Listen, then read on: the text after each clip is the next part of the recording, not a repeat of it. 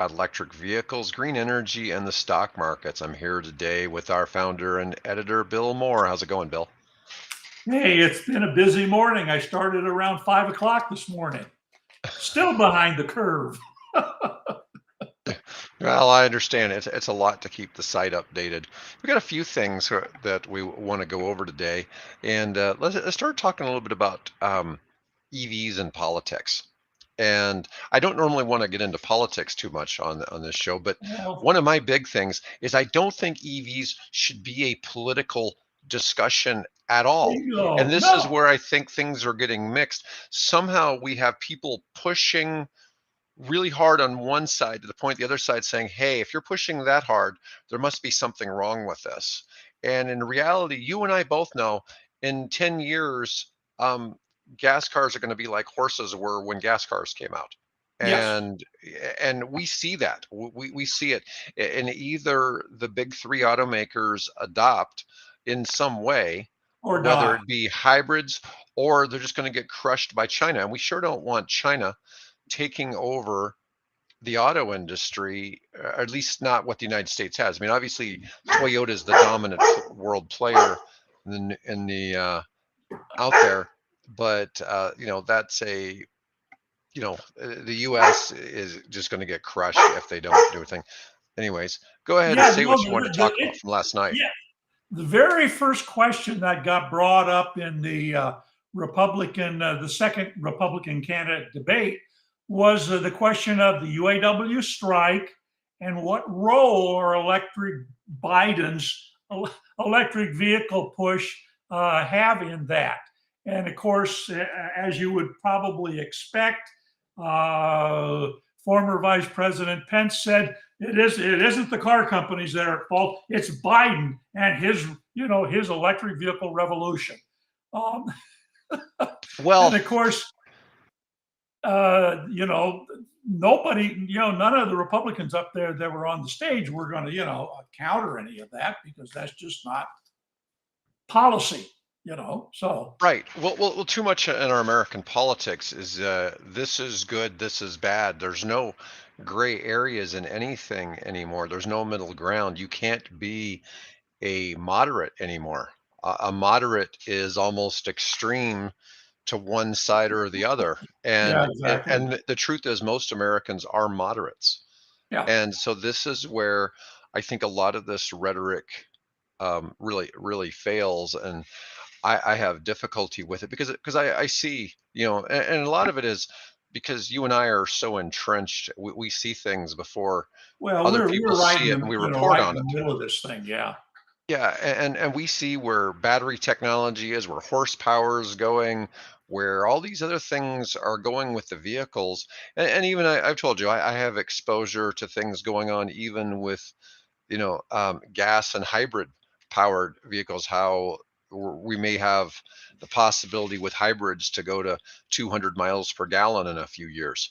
And but that's still it still is based on a part EV or a very large part EV, and we see changes, and I really it saddens me to see this be such a big part of yeah, politics because to me it's not really a matter whether you want it or not. It's like, hey, we have to stop from losing manufacturing, and yeah, that's absolutely. Well, and I mentioned to you before we went live here that I listened to. It's a couple of days old now, but I listened to Sandy Munro on Munro Live, uh, sitting down with another gentleman that I've met, John McElroy, who does the Autoline podcasts. And, they're talking about why General Motors and Ford and Volkswagen and these car makers are so far behind the curve against Tesla. I thought I wanted to highlight just in case sure. if we can, let me have the screen here a minute, Yeah, and I'll just kick you screen over share. there to the page. Yep, there it is. Um, okay, come on, let me have the page, please. I'll figure this out one of these days. There we go. Okay, well, it was there. Now it's gone again. Well, you got to share it again. Yeah, you just hit the button too many times. Yeah, that doesn't surprise me. Okay, which one do I want here? You Uh, want Yep, the there it is, chair. Okay. Anyway, so what we're looking at here is I created a link, and I don't see it now. There it goes. Okay.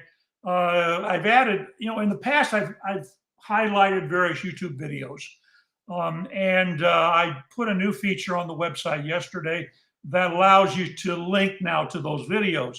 And the top one there is this interview that where Sandy Munro, who does engineering analysis. He's really regarded as a looked up to guru when it comes to how to make cars better, among other things, airplanes. In fact, interestingly, during this talk, he was mentioning that his company is also now working on anti-gravity, wow.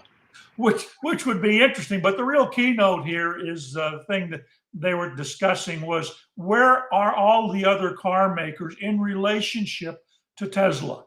And their analysis is that these guys are 10 and they could be even 15 years behind. By the Which time is they catch crazy. up with Tesla, it's going to take them 5 years to catch up with Tesla. And of course, where's Tesla going to be in 5 years' time?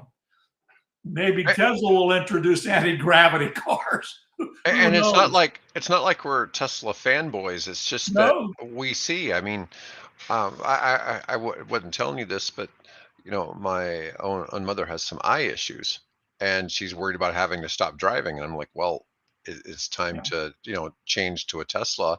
Yeah, with the all the features it has, so you really can't get in an accident, and you can continue driving.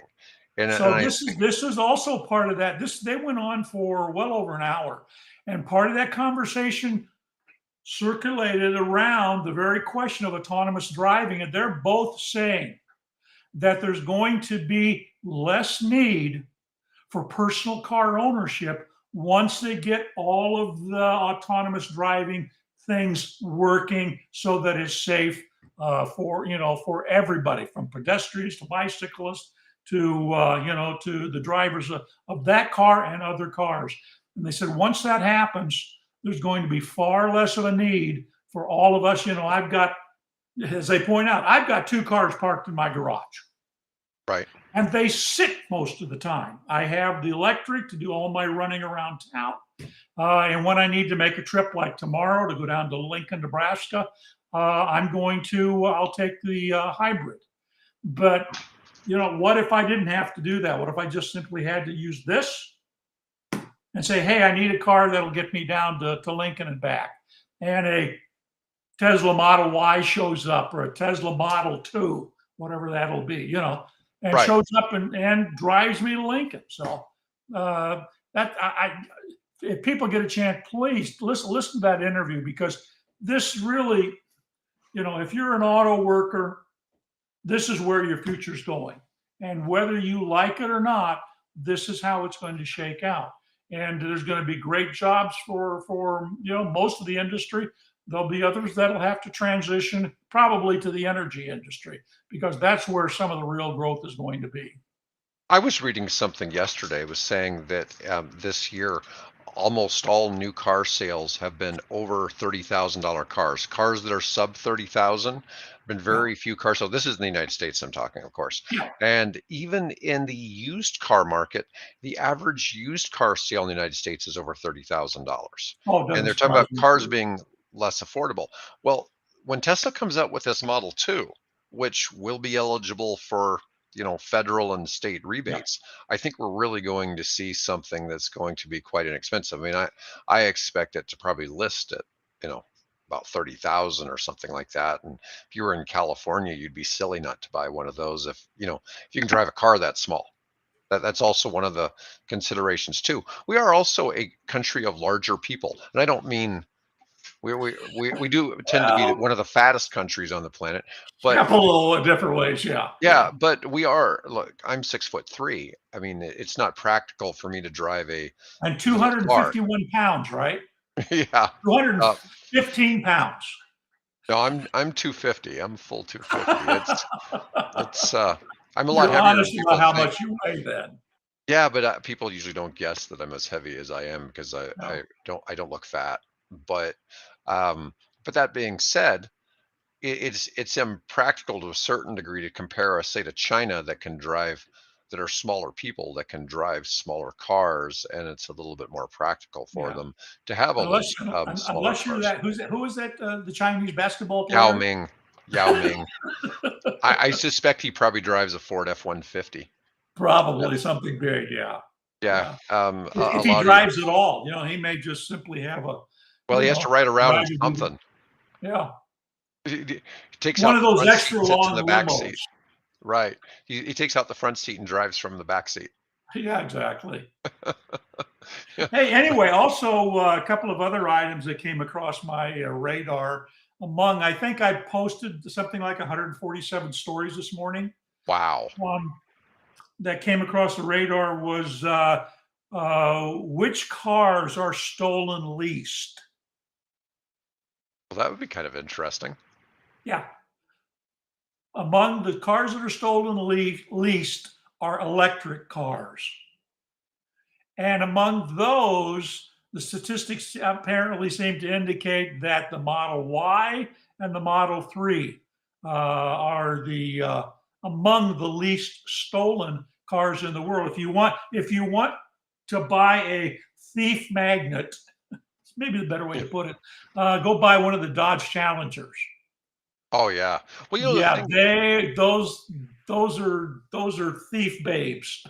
Well, as soon as you get really close to a Tesla, it starts recording your every move. Oh yeah, yeah, Yeah, and exactly. so they're you know I've seen this argument that Tesla is really a technology company, not so much an automotive company, because they're collecting all this data, and a Yeah, lot of it is those vehicles are collecting an enormous amount this is of yeah, video this is and driving information about how you're driving, how fast cars are moving on a certain piece of interstate. yeah. There's a lot of information they're Well, collecting. they're having to open up create their own data center. They've got this, now giant. I forget the name. They've given it a name for this AI center. Um, so yeah, in fact, again, coming back to the interview with Munro and McElroy, that's something that they also talk about in that interview. So they cover a lot of ground that is kind of, again, where the industry is going. So the other thing too is that while we tend to think of electric cars as East Coast elite kinds of Right. things, you look at where all the cars are. They're mainly on the coast. But it's turning out there's a company called Zeta something research, so Zeta Global, that's been doing a study of this, and they're finding now that more and more people that live in what are considered rural areas are now beginning to do research and study and try to understand electric vehicle technology. The president of the company says that they may not buy, an electric vehicle at this point, but he does say that they are beginning now to take an interest in the technology and educate themselves about it. So that we may begin to see that shift, particularly as we get, the more F-150s and Dodge Ram trucks and Chevrolet trucks out there, and Cybertruck Well, whenever that I, appears. I know people that live rurally that are in the construction trades that drive full-size pickup trucks, and they don't get great gas mileage, that's for sure. And they drive anywhere from 500 to 1,000 miles a week. Yeah, And if they were driving like a Cybertruck, they would, be able to charge at home every night. And ideally, they should be able to do what they're doing and they could cut their fuel cost by probably 75%. yeah, Now, that being said, I don't know how the Tesla Cybertruck is going to handle towing. That's one of the big arguments because a lot of these guys no, tow trailers and stuff like that. right. And the Ford F-150 has been has had dismal performance while towing, and it's basically it's cut the range by 75% when it's towing. So Well, hopefully yeah, Tesla can address that. that was the one guy, wasn't it? I mean, there's a couple here in town that tow a 24-foot Airstream behind their Model S. Hmm. And so I mean, they told me, said, well, we need to recharge about every 100 miles, but they drove this thing this past summer 4,000 miles from Omaha to Texas to New Mexico to Colorado and back. So There, it there's can be a done. there's a video somewhere somebody challenged a truck driver. And I'm thinking it was a Ford F-250 with diesel and Mhm. against a Tesla Model X, and they hooked up a tow chain between the two of them and to see who could tow each other when they took off. And the Model X just dragged Yeah, I could see the that. pickup Yeah, truck around because it has yeah, so much torque. yeah, They were sure the pickup truck was going to tow it. And the thing is, the X is heavy. It's heavy to start with, but it yeah, also has so much more torque. And that's one of the things that the electric drives bring is they bring torque, which makes it really easy to tow, at least to pull the load. It's the range issue that yeah. Well, that I see Ford I had. see a market someday for trailers that have an adapter. You can buy a battery attachment to the trailer at some point, and you just simply the trailer helps. In fact, there's actually I think somebody doing that where the trailer actually is an EV, and when you plug it into the car, the trailer propels itself as you tow it behind the vehicle. That'll happen. They'll solve that problem. Oh, I'm sure. I'm sure it seems like people are coming up with all kinds of creative solutions. I see in this business, and you're starting to see how the Tesla trucks are working out. That's been kind of cool seeing that the Tesla trucks have had a Yeah, 500-mile range for yeah, Pepsi out in California. It's yeah. just that's a whole big. We talk about infrastructure for EVs, but when you start talking about for tractor trailers and charging those batteries, that's a whole different ball game. Getting that much energy to Yeah, the truck stops. yeah, one of the articles I posted today actually talks about that, and I got to thinking. And then I posted a couple of articles about hydrogen, uh, uh, fuel cell, heavy duty truck semis, Hmm. and I got to thinking. You're a truck stop operator. You're kind of in a dilemma because you have to have diesel, you have Right. to have gasoline.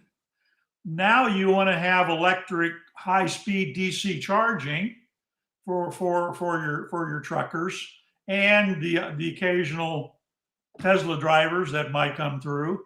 And then you also have to start thinking about, well, do I put in hydrogen? And do I make the hydrogen on site? Is there a company that brings a big tanker with hydrogen in it, and we transfer the hydrogen from that tanker? How are they going to do that? So that's an issue that Well, look at trucks can't. What was Sap Brothers? We have Sap Brothers here in Nebraska. well, That's a tough decision. look at how big of a flop E85 fuel is. You see all these vehicles that were touted as being E85 capable. It costs 10% less. The gas is like 10% less expensive, but you get one-third less energy from it. Yeah, And it's exactly. like, I what, know what because was I the used point? I used to have one. I mean, it's such a huge disappointment and something that could have been promising by using the biofuels and, replacing, some of the gas, but it just I don't know. That technology is still a non-starter. You can still buy it. I mean, it's still out there at the stations, but I'm just like, why would you even put that as a feature on the vehicles? Because it's not doing anything unless they come up with some quick way to change some of that. So who knows? Yeah, well, I think the same thing has happened with hydrogen in California. They haven't, you can buy the car. Well, you can't even buy one of them now. I forget Honda's stopping making theirs. But there's like five stations in all Mhm. of California where you can get hydrogen. So Wow. Yeah, I don't know. I've seen some people, plugging the hydrogen idea. I've seen other people that weren't real excited with it when I've seen people do some car reviews of the hydrogen vehicles. Um, Yeah. Well, I've actually driven the Honda Clarity, Okay. and it, fine car, no problem, except, again, where are you going to get the fuel for it? Where are you going to get the hydrogen for it? So it's tough. And to be honest, there's plugs everywhere. There's not hydrogen everywhere. The other thing too that people probably don't recognize when we talk about hydrogen fuel cells, they are actually a hybrid vehicle, because car makers found out very early on that the fuel cell is it's electricity generator, but you have to have some battery capacity on the car to take and handle things like acceleration, and what do you do with battery, what do you do with regen and things of that nature. So they're actually a hybrid electric vehicle in that sense. They don't have a gasoline engine to, like a Prius does. They have the fuel cell and the hydrogen. So it's evolving. We're actually in a pretty exciting. Again, same comment that Sandy and John make. We're really in an exciting time. We're going through this transition, and some things are going to work, and some things are not going to work. So Yeah. Well, that's my comments for the day. I listened, or I read something in yesterday. Trump was saying something about in 10 years, everybody will have EVs, and we're trying to force this on the UAW. And my thing about that is, well, yeah, in 10 years, regardless of what the government does, in the United States, we have difficulty with the adoption, and there are these rebates, but so few vehicles actually qualify for the federal rebates. It's there's like Well, 50 that's different. changing though. Yeah, but there's like 50 EVs in the United States, and there's only 12 qualify for the $7,500 rebate. Okay, and so it's quite limited on what it is. And so Well, while yeah, but there's a way to get around that. well, there's fixes. There's fixes for all of these things, but what I'm getting at is eventually, because of I think 2026 is expected to be the tipping point for when EVs will achieve price parity with gas cars, and then it'll start becoming cheaper. So after 2026, you're going to start seeing electric cars for the same size and specs and all that kind of thing being cheaper, but the electric car is still going to then be cheaper to operate and is going to be faster, and it's going to have a whole lot of little advantages over the gas cars. But anyways, Bill, I think we're out of time for today. Yep. Anyways, Yep. good talk today, All right. and We'll everybody, talk to you next week.